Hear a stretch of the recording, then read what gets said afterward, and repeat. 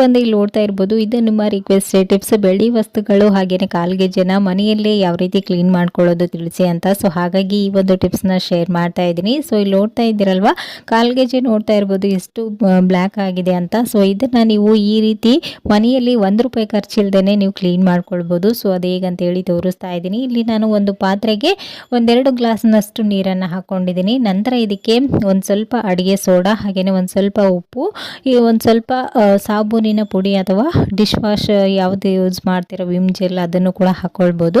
So ಇದನ್ನು ಹಾಕಿದ ನಂತರ ಲಾಸ್ಟಲ್ಲಿ ನೀವು ಈ ರೀತಿ ವೈಟ್ ಕೋಲ್ಗೇಟನ್ನು ಹಾಕೊಳ್ಬೇಕು. ಈ ರೀತಿ ಹಾಕೋದ್ರಿಂದ ಬೆಳ್ಳಿ ವಸ್ತುಗಳು ತುಂಬಾ ಶೈನಿಂಗ್ ಆಗಿ ಬರುತ್ತೆ. ಹಾಗೆಯೇ ಇದರಲ್ಲಿರ್ತಕ್ಕಂಥ ಕೊಳೆ ಕೂಡ ಬೇಗನೆ ರಿಮೂವ್ ಆಗುತ್ತೆ. ಸೊ ಇವಾಗ ಇವೆಲ್ಲವನ್ನು ನೀಟಾಗಿ ಮಿಕ್ಸ್ ಮಾಡಿಕೊಂಡು ಇದನ್ನು ಒಂದು 5 ಮಿನಿಟ್ಸ್ ಅಥವಾ 10 ಮಿನಿಟ್ಸ್ವರೆಗೂ ನೀಟಾಗಿ ಕುದಿಸ್ಕೊಳ್ಬೇಕು.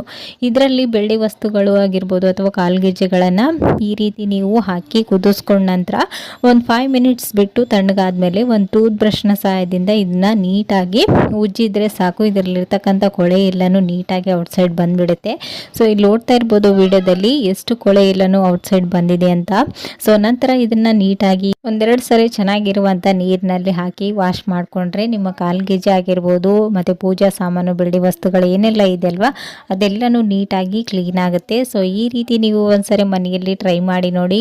ಮನೆಯಲ್ಲಿರ್ತಕ್ಕಂಥ ಸಾಮಾನುಗಳನ್ನೇ ಯೂಸ್ ಮಾಡಿಕೊಂಡು ನೀವು ಈ ರೀತಿ ಕ್ಲೀನಿಂಗ್ನ ಮಾಡ್ಕೊಳ್ಬೋದು. ಸೊ ನೋಡ್ತಾ ಇರ್ಬೋದು ಮೊದಲು ಇದ್ದದಕ್ಕೂ ಇವಾಗೂ ಎಷ್ಟು ಡಿಫ್ರೆಂಟ್ ಕಾಣಿಸ್ತಾ ಇದೆ ಅಂತ. ಸೊ ಈ ಒಂದು ಟಿಪ್ಸ್ ಕೂಡ ಖಂಡಿತ ಯೂಸ್ಫುಲ್ ಆಗುತ್ತೆ. ಒಂದ್ಸರಿ ಟ್ರೈ ಮಾಡಿ ನೋಡಿ, ಓಕೆನಾ.